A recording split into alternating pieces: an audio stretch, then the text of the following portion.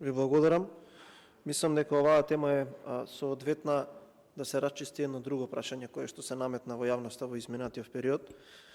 Практично и оваа седница за пратенички прашања почна на тој начин, каде што за мене од неразбирливи причини, особено за над 330.000 пензионери во државата, се случува едно преиспитување на народната волја, односно на закон донесен од пратениците за покачувањето на пензиите.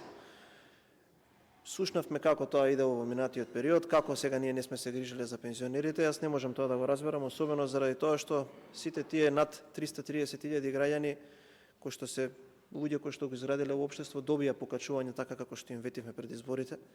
Само за да видиме дека една омилена судијка исто така именувана од мнозинството во претходниот мандат од овие собраниски клупи, тогаш кога сите укажувавме дека тоа не треба да се случи, има поведено постапка за преиспитување пред Уставниот суд за линеарното покачување на пензиите, нешто што сметам дека е крајно дрско и безобразно.